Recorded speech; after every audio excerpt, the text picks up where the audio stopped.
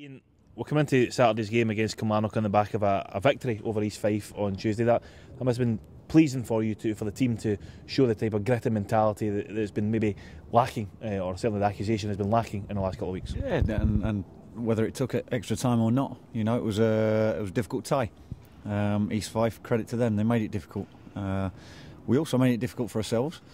But when you look at it now and you look at it back, we played the worst we had done this season. We created more chances than we had done all season in individual games, and scored the most amount of goals. So try and work that out, and a footballing equation, if you like. But no, it showed good character. We were 1-0 down, 10 minutes to go, and people obviously, writing was on the wall that we were on to lose the game, and for me the players showed fantastic character to go and dig deep, go and carry on creating chances, go on doing the right things, and eventually we got the better of them. Was that mentality question that you made there, was that the most you learned about your team, or is there anything else that you've learned from your side, both individually and collectively, on the basis of that performance on Tuesday? Well, apart from some of the individual stuff we gave about the technical side of East Fife, for me it was all about the way we attacked the game, the way we could find ourselves in difficult parts of the game, difficult situations, and how do we go and deal with it. We could have been better in possession of the ball. We know that. We're not trying to hide the issue there. We caused problems for ourselves as well as what East Fife did. But we did create a lot of good chances, a lot of good situations where I'd expect us to be finishing middle of the goal a lot of the time as well, with the final touch just to be right, and we didn't. We kept going, and that was everybody. Not just the strikers, not just that. There was all areas where we felt as though we could have improved upon, and there was some real highlights, some bright sparks from Dom Thomas coming on at half time. Was really positive at going at players. Kieran Kennedy made his senior debut. We spoke about it after the game.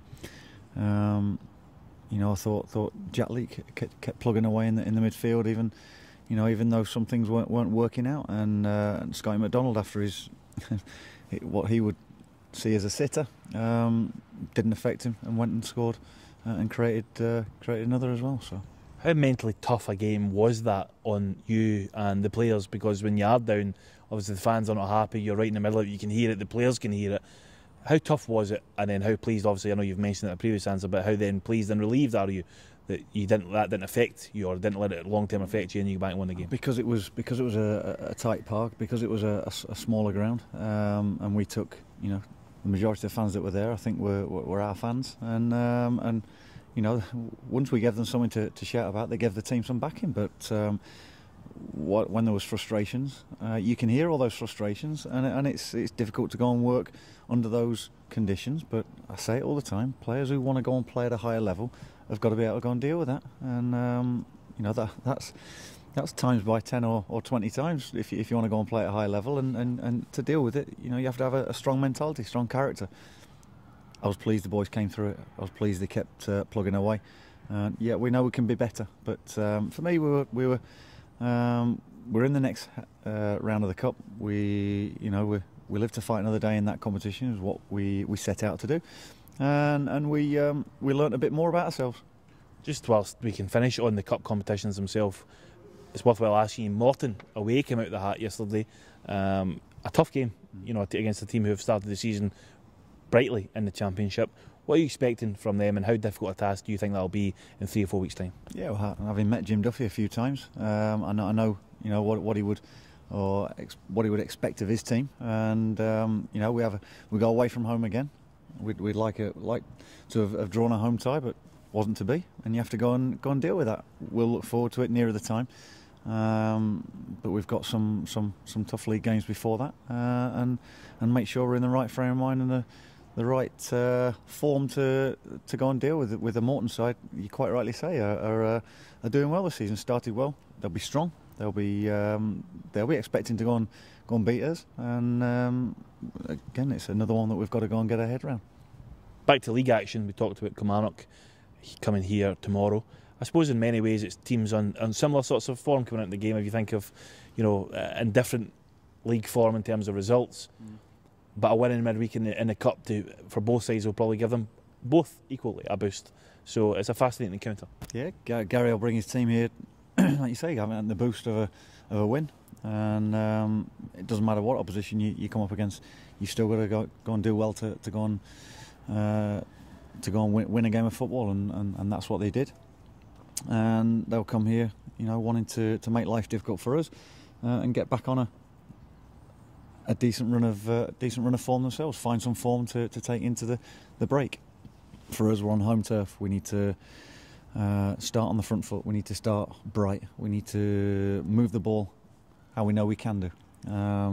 We've got some real good forward potential, and that comes from not just the front men, but wide areas, fullbacks, midfielders who can make a difference. And we've got to go and do that from the off.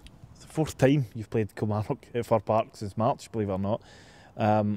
Twice of this season they've played games against Celtic and Thistle, and in both those games twice they've been behind. They've lost heavily at home, but does those two results against Thistle and Celtic show that their side has bottle, and we'll have to match that possibly tomorrow? I've looked at every game that they've played in this year so far, and again they've had some good patches. I think Gary will look at some of the goals and feel aggrieved, but it's one of them where you've got to earn the right to play. You've got to make sure that you're in the battle, you're in the scrap, and then you can go and play your stuff that you can. But if you're not prepared to battle and gain the ground, then you're going to struggle, and you've got to stand up. They've got some real physical battlers in there, some big boys. New signing Boyd, McCulloch from Rangers there, from Josh McGuinness, who's a real threat. The midfield is mobile. They've got some bright players there, and we've got to make sure we look after them before we can say earn the right to go and play and play our stuff, which we know we can, and we have done on many occasions already this season, without getting the rewards for it. And we've got to make sure that we just stay strong mentally on that one, and make sure that we do it for long enough periods to win a game. It's an interesting point. It leads me on perfectly to the next question. Both games at home, created chances, played well, ticked all the boxes almost, bar winning the game, and both ones have lost at home to Aberdeen and Dundee United. How do you then work with the players to try and convert that good play, convert the chances you're creating into victories and points? Good question, because it's for me it's more of the same. You've got themselves into areas to go and put the ball in the back of the net. You accentuate the positives of how we've gone and created those, how you've won the ball back in the first place, how you've gone and created it, put it into areas, the right runs to try and get into them areas, and then it's down to composure in front of goal, and say more of that type of stuff on the training ground. Repetition of doing the bright things, trying to get players to come out of the shell, not to go from within, not to be anxious, not to be uptight, and do what comes naturally to you. It's amazing to think as well, if you think of your strikers or the forward players you've got Johnston, Ainsworth, Clarkson, Mole and McDonald. Almost all of them you would trust to put them in a situation in front of goal that they would score. So I suppose in your point of view, you'll be hoping that if you continue to create chances, at some point it's going to come off for your team. All them players you mentioned there, they've all at some stage in the career have been prolific. Yeah. They've all, what they do there, it comes natural to them. It's strange that you can have little blockages, I suppose, at different times. You start snatching at things, you start to wonder, it's got to be perfect for it to get the strike off. No, it hasn't. No. Trust your instinct. Trust what comes natural. Left foot, right foot, in the air. Get a good contact on it. Make the goalkeeper work. And more often than not, you'll probably find that it's the one that you maybe don't hit quite so perfect that ends up going in the back of the net. So no, all those players have got real good quality. They can hit the back of the net on regular occasions. They can all create for each other as well. And whichever formation and partnerships you go and put up there, they're getting to know each other's games, and that's that'll come. Have you got a selection dilemma for that front five? Or I say front five, six if Wes Fletcher can get himself fit for the game. You know, you almost can't fit 6 into 4 or whatever way the permutation might work.